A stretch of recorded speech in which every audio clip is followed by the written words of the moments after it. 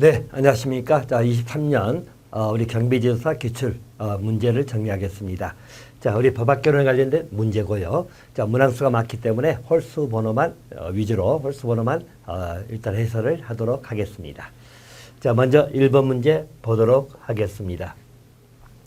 자, 갑의 행위에 대해서 우리 형법을 적용할 수 있는 근거를 물어봤죠. 이제 법의 적용을 물어보는 내용입니다.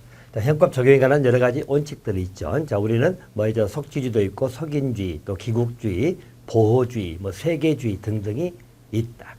자, 근데 문항상 문제를 보게 되면 한국인 갑이 나오죠. 한국인 갑은 미국을 여행하던 중 미국 유역의 한 공원에서 미국인 을과 시비를 붙어가지고 을을 살해했다고 나옵니다. 일반적으로 이 장소는 미국이지요. 자, 근데 한국인이 미국에서 우리 한국인이 범죄를 저질렀다는 이야기입니다. 자, 그럼 이 경우에 어떤 형법을 적용할 거냐? 여기에 관련된 내용입니다.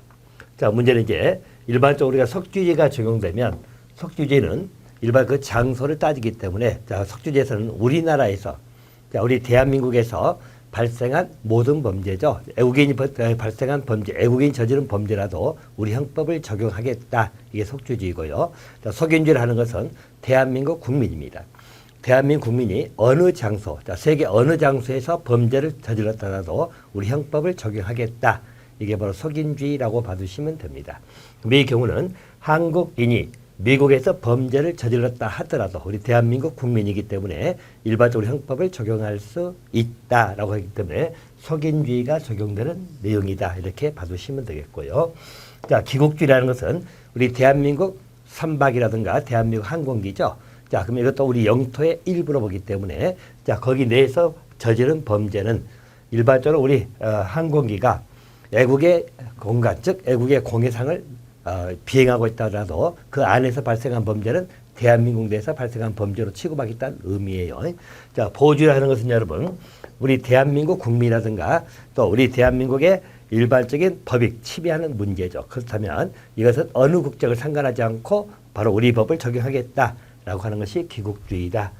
보호주의다. 이렇게 봐주시면 되겠네요. 자, 그러면 1번에 물어보는 문제는 속인주의를 물어보는 내용이다. 그렇게 정리를 하시면 되겠습니다. 자, 3번 문제로 바로 가겠습니다. 자, 법의 구조에 관한 설명에 관한 내용이고요. 옳은 것은 모두 몇 개냐 이렇게 나와 있죠. 옳은 것. 자, 1번 형법하고 군형법입니다. 자, 형법은 일반적으로 범죄 형벌을 정하는 법으로서 일반법의 성격을 띠고 있는 것이고요. 자, 군형법은 특히 우리 군에 관한 거죠. 그래서 우리 군인들에 관련된 그런 내용들. 자, 거기에 관한 범죄 형벌을 정하기 때문에 형법은 일반법의 성격을 띌 것이고 군형법은 형법의 특별법 관계이다. 이렇게 보는 거죠. 자, 1번은 맞았습니다. 2번이죠. 자, 실정법은 불문법만으로 존재하며, 이건 잘못됐네요. 그리고 불문법 속에는 관습법, 판례법, 조리 등이 있는 건 맞는데 우리 실정법이라 하는 이 표현 자체는 여러분 실제로 운영되고 있는 법의 체계를 의미합니다. 이때 실정법이랄 때는 일반적으로 우리 성문법도 있고 아울러서 우리 불문법도 있다. 이렇게 보통 정의하는 것이에요. 그래서 실정법이라는 것은 실제 운영되고 있는 법의 체계를 의미하기 때문에 실정법이 불문법만으로 존재한다. 이 표현은 잘못된 내용입니다. 자, 세 번째 지문이죠. 자, 형법상 존속 살해죄입니다. 이는 살인죄의 특별 규정의 성격을 띱니다. 그래서 일반적으로 살인죄, 보통 살인죄가 있고요. 250조에 나와 있죠. 자, 그리고 존속 살해죄는 특별 규정의 성격을 띠고 있다. 이렇게 보는 거죠. 자, 여기는 맞았네요. 자, 네 번째죠. 임의법은 당사자 의사로서 그 적용을 배제하거나 변경할 수 없는 법. 자, 없는 법 해버리면 임의법이 아니고 강행법이 됩니다. 이 표현 자체는 일반적 강행법을 표현하는 말입니다. 임의법이라는 것은 일반적 당사자 의사에 의해서 적용을 배제할 수 있는 그러한 법의 체계를 임의법이라고 하는 것이에요. 그 할 수 없는 것은 강행법을 의미합니다. 자, 그러면 이것도 틀렸고요. 3번에 옳은 것을 물어보니까요. 두 개죠. 그래서 3번을 정답하시면 되겠습니다. 자, 5번 문제로 가겠습니다. 자, 법의 해석에 관련된 설명이죠. 자, 옳지 않은 것을 물어보는 내용입니다. 자, 우리 법을 해석하는 여러 가지 방법이 있죠. 자, 그래서 일반 해석 방법에 대해서 옳지 않은 것을 물어보는 내용이다. 일반적으로 해석할 때 있어서 해석 주체에 따라서 분리할 수도 있고 해석 방법에 따라서 분리할 수도 있다. 이렇게 보시면 되겠죠. 그래서 우리 법을 해석하는 주체입니다. 자, 누가 해석할 거냐? 그 주체에 따른 분류로 따지면 일반적 권한을 가진 유권 해석이 있고 또 권한이 없지만 해석할 수 있는 무권 해석 이런 표현을 쓰는 것이고요.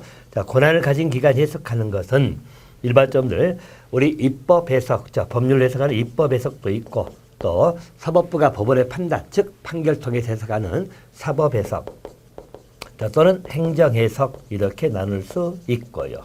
또 무권 해석은 여러분 일반적으로 학자들에 의해서 보통 논의가 되기 때문에 학리 해석이다 이런 말 쓰기도 합니다. 자, 이것은 우리 해석 주체에 따른 분류다 이렇게 봐두시면 되겠고요. 자, 또 해석 방법에 따른 분류도 있죠. 그래서 일반적으로 법을 해석하는 방법에 따른 분류입니다. 자, 방법에 따라서 해석 논의는 일반적으로 물리 해석과 논리 해석이 있어요. 자, 물리 해석이라는 것은 법의 문헌에 따라서 그대로 해석하는 것을 의미하는 것이고요. 자, 논리 해석은 추론이 들어가는 거죠. 일종의 논리적 추론에 따라서 해석을 하는 것이다. 이러한 논리 해석에 관한 것은 여러 가지 형태가 있죠. 예를 들어서 여러분 축소 해석도 있고 확장 해석도 있고 또 물론 해석도 있고 반대 해석도 있고요. 유추 해석 등등이 논의가 된다. 이렇게 봐두시면 되겠네요. 그러면 일반적으로 이 법을 해석할 때 해석 주체에 따른 분류냐 해석 방법에 따른 분류냐 해서 이렇게 논의가 되고 있다. 자, 그러면 5번에는 자, 그러한 내용을 물어보는 파트다. 이렇게 보시면 됩니다. 자, 그러면 옳지 않은 것을 물어봤죠? 자, 1번입니다. 자, 미성년자 통행 금지 규정이 있다. 일반적으로 미성년자는 통행이 금지가 되는 거죠. 그러면 이 표현은 다시 말하면 성년자는 통행이 가능하다. 이렇게 해석하는 것은 반대 해석의 성격을 띠는 겁니다. 법의 규정 자체는 미성년자 통행 금지잖아요. 근데 그것을 반대로 해석하면 성년자는 통행이 가능하다. 이렇게 보는 거죠. 자, 1번은 맞았습니다. 2번. 자, 법률 자체입니다. 우리 법률 자체에 법의 해석 규정을 두는 것이죠. 대표적으로 우리 민법의 물건의 개념들 등등 법에서 기본적인 정의를 내려놓고 법을 해석해 놓고 있다는 겁니다. 자, 그러한 것은 사법 해석이 아니고 입법 해석이다. 법을 만들 때 법률 자체 해석 규정을 뒀기 때문에 입법 해석으로 봐야 됩니다. 자, 사법 해석이라는 것은 우리 법원에서 판단을 통해서 해석하는 그러한 내용을 의미하는 것이에요. 자, 그래서 2번은 잘못됐다. 자, 3번이죠. 과실이 있다면 책임을 묻겠다. 우리 과실은 주의 의무 위반을 말하잖아요. 자, 그럴 때 책임을 묻겠다는 것인데 그 말은 그보다 더 중한 고의 책임. 자, 고의 책임도 당연히 포함된다고 해석해야 된다. 이것을 물론 해석이라고 합니다. 그래서 자, 조그만 것에 책임을 묻기 때문에 당연히 그 큰 것은 책임을 물을 수밖에 없다라고 하는 것이에요. 자, 물론 해석이 맞습니다. 또 4번은 일반적 생명 침해로 인한 위자료를 청구할 수 있는 그 배우자 속에 사실혼 관계 배우자도 포함된다. 그럼 일반적으로 우리가 배우자 개념에 사실혼상에 있는 배우자가 포함된다고 하는 것은 범위를 좀 넓히는 의미이기 때문에 확장 해석이다. 그렇게 보는 것이에요. 자, 그럼 5번에 틀린 것은 2번을 정답하시면 되겠고요. 자, 7번 문제로 바로 가겠습니다. 자, 7번은 국가적 공권을 물어보는 내용이죠. 일반적으로 공권이라고 하는 것, 보통 우리가 권리 자체를 사권이라고 하는 것은 사적인 권리, 우리 개인 간의 권리 관계를 의미하는 것이고요. 자, 공권이라고 하는 것은 국가 등에게 요구할 수 있는 기본적 권리다. 이렇게 봐두시면 됩니다. 이때 공권도 자, 우리 국가가 가지고 있는 국가적 공권이 있고요. 또 우리 개인들이 국가 등에게 요구하거나 기타 청구할 수 있는 개인적 공권이 있다. 이렇게 보는 겁니다. 그럼 일반적으로 개인적 공권은 침해를 당하면 행정소송의 문제로 갈 것이다. 자, 사건은 민사 문제이기 때문에 사건의 침해가 있다면 민사소송의 문제로 갈 것이다. 대신 이제 국가적 공권이라고 하는 것은 국가가 행사하는 그러한 권리를 의미하는 것입니다. 일반적 국가적 공권에 관한 것은 국가 조직을 구성할 수 있는 조직권, 자, 이런 것들이 대표적인 국가적 공권이다. 이렇게 봐두시면 되겠어요. 자, 우리가 자유권, 평등권, 참정권 이런 것들은 개인적 공권이다. 이렇게 봐두시면 되겠습니다. 고로 7번에는 4번을 답하시면 되겠고요. 자, 9번 문제로 가겠습니다. 자, 권리하고 의무에 관한 설명인데요. 옳은 것을 물어보는 내용입니다. 자, 1번 옳은 건데요. 1번. 자, 권리가 침해됐을 때 자력 구제를 하는 거죠. 자, 그래서 항상 허용된다. 이건 틀렸고요. 일반적으로 우리가 자력 구제는 허용되지 아니하는 게 기본적 시각입니다. 만약에 권리 침해돼서 자력 스스로 구제를 해버리면 우리 법 질서가 깨지는 문제이기 때문에 일반적 법 질서 내에서 해결을 해야 되는 게 원칙이지요. 하지만 어떤 불가피한 경우라든가 또 현실적으로 이런 경우 있죠. 내 눈앞에서 일반적 범인이 내 오토바이를 가지고 내 자전거를 가지고 가고 있다. 내 눈앞에서 발견하면 일단은 잡아야 되겠죠. 이런 것부터 우리가 자력구제 성격이라고 이해하시면 됩니다. 하지만 그것은 예외적으로 허용이 되는 사항이다. 항상 허용되는 건 틀렸고요. 2번이죠. 채권입니다. 그러니까 모든 채권자는 채권 행사 여부와 관계없이 동일 순위. 다 틀렸어요. 일반적으로 채권 행사라는 것은 여러분들 우리 선행주의라고 합니다. 그러니까 선행주의라는 것은 뭐냐면 먼저 행사한 사람이 바로 채권 행사, 권리 행사를 할 수 있다는 것을 의미하는 겁니다. 그래서 먼저 행사한 자들이 일반적으로 이익을 취하는 것. 이게 보통 선행주의이기 때문에 행사 여부와 관계없이 동일 순위. 이건 잘못된 내용입니다. 또 3번입니다. 자, 권리의 객체가 될 수 없다가 있다죠. 자, 보통 우리가 권리에 대해서 설정될 수 있는 권리. 자, 우리 대표적으로 우리 질권이라고 하는 것. 자, 우리 질권 물권이지만 물권의 담보적 성격을 띠는 것이에요. 이 질권은 동산에 대해서 설정할 수도 있지만 권리에 대해서 설정할 수도 있다. 그런 의미고요. 그래서 권리도 객체가 될 수 있습니다. 또 저당권 같은 것도 지당권이나 전세권에 저당권 설정할 수 있거든요. 그래서 권리가 객체가 될 수 있습니다. 자, 그럼 3번도 틀렸고. 자, 4번이죠. 자, 법률 관계에서 의무만 있고 이해되는 권리가 없는 경우도 있다. 자, 이게 맞았네요. 자, 우리 법률 관계에서는 의무만 있지 권리가 없는 경우. 예를 들어서 뭐 공고 의무라든가 알려야 될 의무 있죠. 공고 의무 이런 것들. 자, 또 우리가 등기해야 될 등기 의무 등. 자, 이런 것들은 기본적으로 권리는 없지만 의무만 존재하는 경우입니다. 자, 그래서 9번에는 4번을 답하시면 되겠고요. 자, 11번 문제로 가겠습니다. 자, 영장주의에 관한 우리 헌법 12조 3항의 규정이죠. 우리 헌법 12조 3항은 영장주의를 채택하고 있습니다. 자, 보시면 자, 체포구속 압수수색이죠. 이때 적법한 절차에 따라서 검사 신청에 의해서 법관이 발부한 영장입니다. 자, 그것을 제시를 하여한다. 그래서 영장 없이는 즉 사전영장주의가 원칙이에요. 그래서 영장 없이는 체포구속 압수수색을 할 수 없다라는 의미입니다. 그래서 국민의 신체자유를 보호하기 위한 또 국민의 인권을 보호하기 위한 대표적인 조항입니다. 자, 다만 현행범인 경우죠. 또는 장기 3년 이상입니다. 장기 3년 이상 해당되는 죄를 범하고 도피 또는 증거 인멸 우려가 있다는 것이죠. 자, 그럴 땐 예외적으로 사후 영장도 가능하다. 그런 의미예요. 그래서 기본적으로 사전영장주의가 원칙이지만 현행범인 경우는 오늘 영장 발부할 시간이 없잖아요. 장기 3년 이상이면 약간 중범죄에 해당되는데 도피나 증거 인멸 염려가 있다는 이야기죠. 이럴 때는 사후 영장 청구도 가능하다.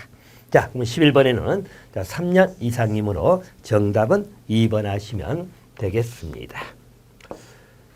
자, 13번 문제로 가겠습니다.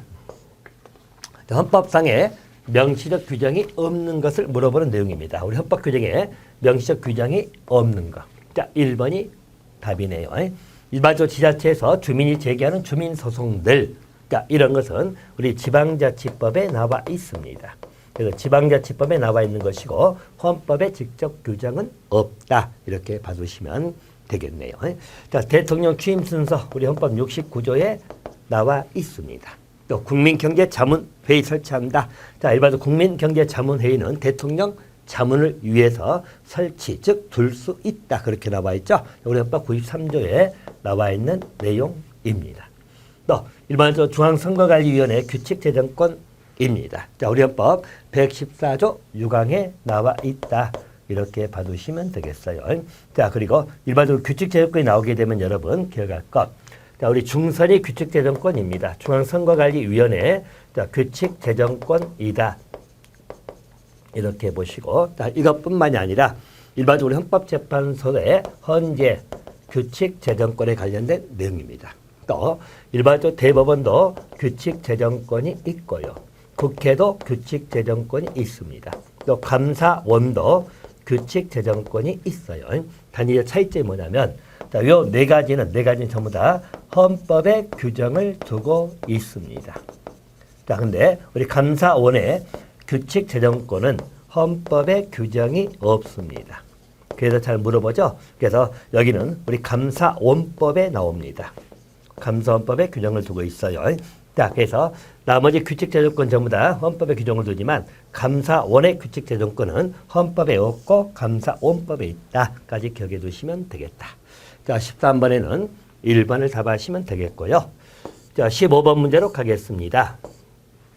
자, 민법상 전형계약을 물어봤죠. 자, 우리 민법의 전형계약은 15가지 종류가 있잖아요. 전형계약인데 옳지 않은 것을 물어보는 내용입니다. 자, 일반적으로 임대차는 유상계약이죠. 일반 임대차는 차 이미 지급되기 때문에 유상계약이다라고 보는 것이에요. 또 여행계약은 쌍무계약입니다. 자, 기본적으로 우리 계약은 쌍무계약이면서 유상계약 성격을 갖는 게 많죠. 그래서 예를 들어서 우리 쌍무계약의 대표적인 것은 매매죠. 쌍무계약은 일반적 매매도 있고 또 임대차도 있습니다. 또 일반적 쌍무계약은 우리 교환이라든가 교환계약 또는 도급계약 또는 여행계약 이런 건 전부 다 쌍무계약의 성격을 띱니다. 쌍무라는 것은 서로 대가성 있는 의무 등이 존재하는 내용이죠. 자, 반면에 우리가 편무계약으로 보는 것들, 자, 편무계약이라는 것은 일방에게만 하나의 의무가 있다는 거죠. 대가적 관계가 설정되지 않는 것. 자, 그래서 내가 하면 너도 해야 된다 그런 관계가 아니란 이야기죠. 자, 대표적인 점들 증여입니다. 증여계약은 편무계약의 성격을 띠는 것이고요. 또 우리가 일반적으로 사용대차 계약도 마찬가지죠. 사용대차. 자, 이것뿐만이 아니라 뭐 무상위임이든 무상임치든 또 무이자 소비대차 이런 것 전부 다 편무계약 성격을 띠는 것이에요. 자, 2번도 맞았고. 자, 사용대차입니다. 사용대차는 무상계약이다 이렇게 보는 거죠. 자, 사용대차가 말 그대로 뭐죠? 일반적 합의 무상으로 사용하기 위해서 목적물을 인도하고 상대방을 사용한 뒤에 반환할 것을 기본적으로 계약관계에 설정되는 거기 때문에 기본적으로 무상계약의 성격을 띠는 겁니다. 사용자는 별도로 뭐 차 이미 지급되는 건 아니란 이야기예요. 맞는 내용입니다. 자, 조합이죠. 요식계약이다. 내가 좀 틀렸네요. 일반적으로 조합은 낙성계약이라고 합니다. 낙성계약 의사일치로 성립하는 것이고 특별한 물건의 이전이 필요하지 않는 계약을 의미하는 것이고요. 또 특별한 형식을 유효하지 않기 때문에 불요식 계약이다. 이렇게 보는 거예요. 자, 또 4번이 잘못됐다. 이렇게 정리를 해두시면 되겠습니다. 자, 17번 문제로 바로 가겠습니다.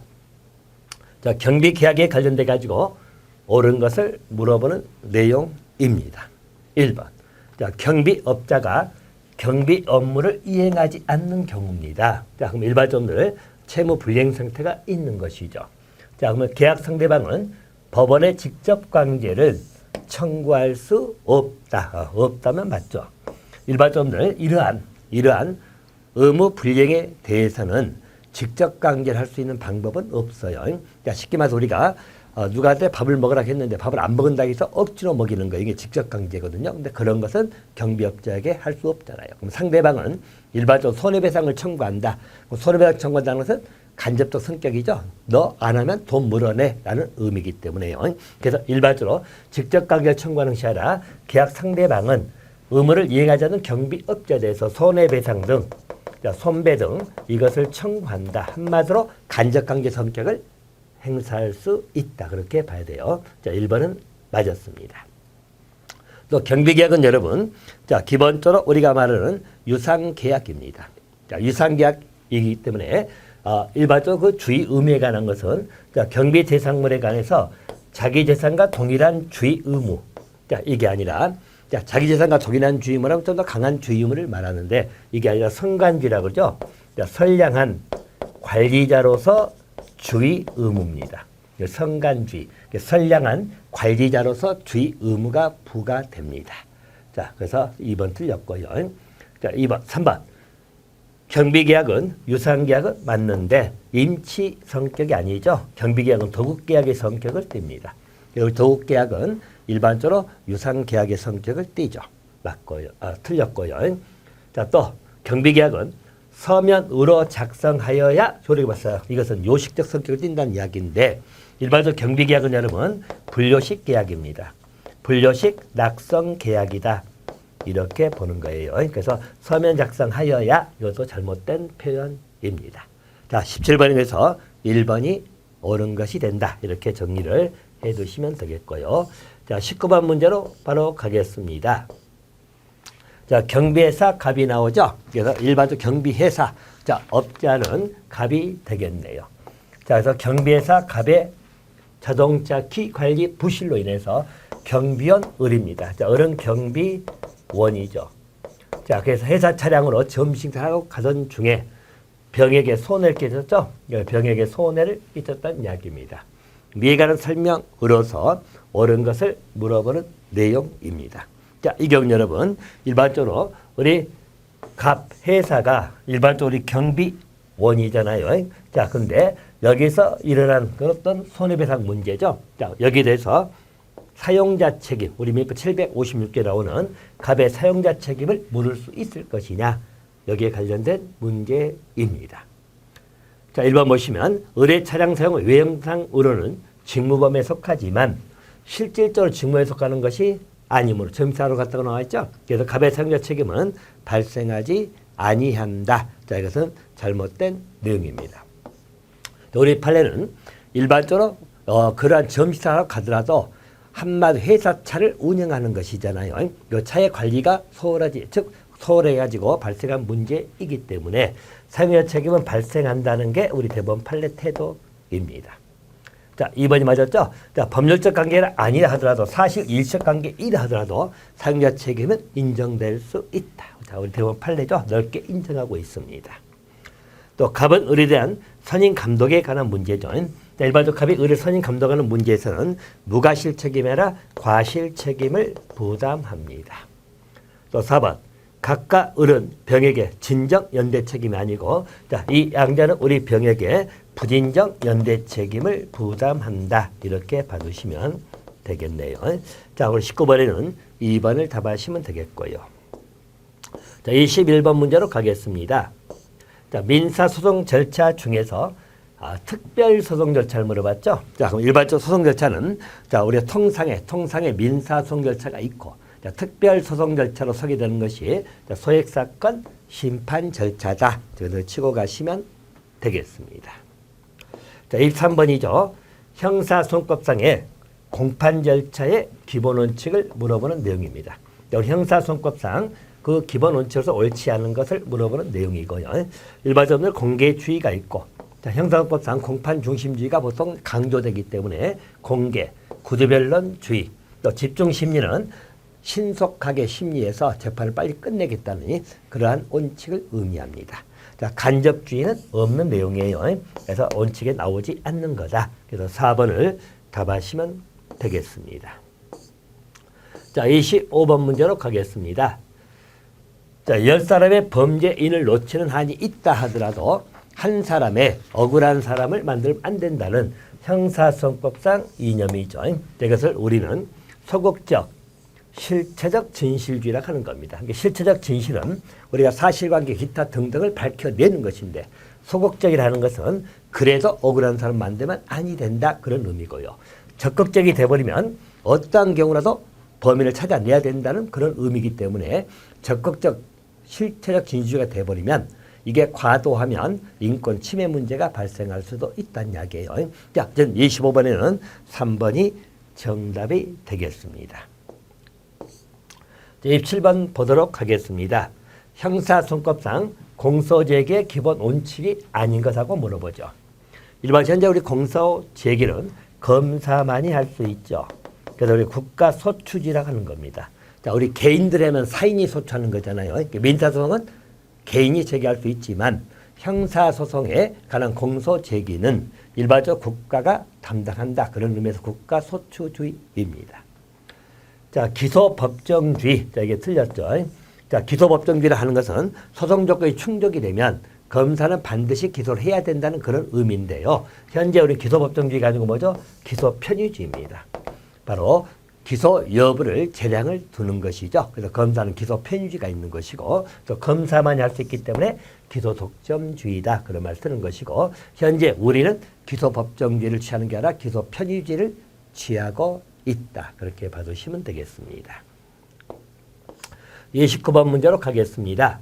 자, 상법상 해사에 관련된 문제이지요. 자, 옳은 것을 물어보는 내용입니다. 1번 상법 해사 종류를 5가지 종류로 정리해 나갔죠. 5가지는 한명해사, 합자해사, 유한해사, 자, 많이 틀렸죠. 주식해사, 또 유한책임해사가 있죠. 그래서 5가지 종류입니다. 자, 그래서 1번 틀렸고요. 자, 2번입니다. 해사는 다른 회사 무한책임 사원이 될 수 없습니다. 이렇게 보시고요. 자, 3번입니다. 자, 한명해사입니다. 한명회사 재산으로 회사 채무를 완전히 변제할 수 없다는 이야기죠. 이때는 각 사원은 연대하여 변제할 책임이 있다. 맞네요. 그래서 3번이 맞았네요. 우리 상법 212조 1항에 나와 있습니다. 자, 3번은 맞았고요. 자, 4번은 설립 등기하는 건 맞는데, 자, 지점 소재지가 아니죠. 본점 소재지입니다. 그래서 설립 등기를 함으로써 성립한다. 그렇게 봐야 되겠죠. 자, 옳은 걸 물어보니까요. 자, 3번을 답하시면 되겠습니다. 자, 31번 문제로 가겠습니다. 자, 상법상의 인보험이 아닌 것 하고 물어보죠. 자, 1번점 우리 상법의 보험편을 보게 되면 자, 인보험하고 자, 손해보험으로 나눠놨습니다. 자, 그래서 뭐 인보험, 물보험이라고 표현도 하지만 이 표현은 좀 여러 가지 비판도 있어요. 그래서 우리 상법의 규정으로 따지면 일반적으로 인보험하고 손해보험이 있다. 자, 인보험에 해당되는 것들은 자, 생명보험, 상해보험, 질병보험 이렇게 나와 있습니다. 자, 화재보험은 손해보험에 들어가죠. 손해보험은 6가지를 상법에 규정되고 있죠.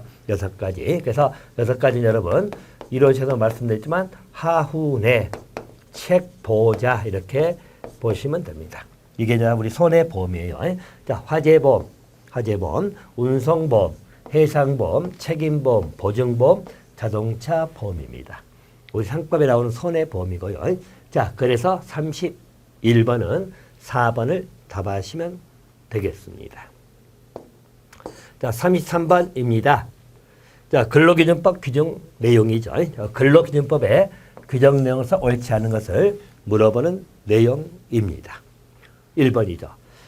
자, 사용자는 근로자가 근로계약을 이행하지 않았다는 이야기죠. 이때 위약금 또는 손해배상액을 예정하는 계약을 체결할 수 없다. 이렇게 나옵니다. 이걸 체결해버리면 우리 근로자에게 너무 불리하기 때문에 자, 계약을 불이행했을 때 위약금을 물어라. 손해배상액이 얼마를 예정하겠다라는 그런 내용은 체결할 수 없다. 우리 근로기준법 20조에 나와 있습니다. 자, 1번 틀렸고요. 자, 2번. 일반적 사용자는 근로자 명부라든가 또는 일반적 근로계약 중요 서류를 3년간 보존하라고 나옵니다. 또 3번. 사용자는 사고 발생이나 그밖에 어떠한 이유로도 근로자 폭행하면 아니 되겠죠? 맞고요. 또 사용자는 근로계약에 덧붙어 강제 저축을 해라. 또 저축금을 관리하겠다. 그런 계약을 체결하면 아니 됩니다. 맞네요. 자, 33번에는 1번을 답하시면 되겠고요. 자, 35번 문제로 가겠습니다. 자, 사회보험에 해당하지 않는 것하고 물어보죠. 일반적으로 사회보험이라고 해서 여러분들 우리 사회보장 서비스 나온 여러 가지 보험 형태인데요. 자, 국민연금이라든가 고용보험, 또 산업재해 보상보험 또는 의료보험, 선원보험 전부 다 사회보험적 성격을 띠는 겁니다. 해당되지 않는 걸 물어보니까요. 자, 여러분이 자동차보험은 우리 아까 말씀드렸지만 우리 상법에 따르면 손해보험이라고 하는 것입니다. 그래서 자기 손해난 것을 보상받겠다는 보험이고, 자, 사회보험은 우리 개개인들이 모여가지고 전체 사회 전체를 같이 우리가 이루어가자는 공동체적 성격을 띠는 게 사회보험입니다. 자, 그래서 국민연금이든 고용보험이든 산업재해 보상보험 등은 해당된다고 보시면 되겠고요. 자동차 보험은 들어가지 아니한다.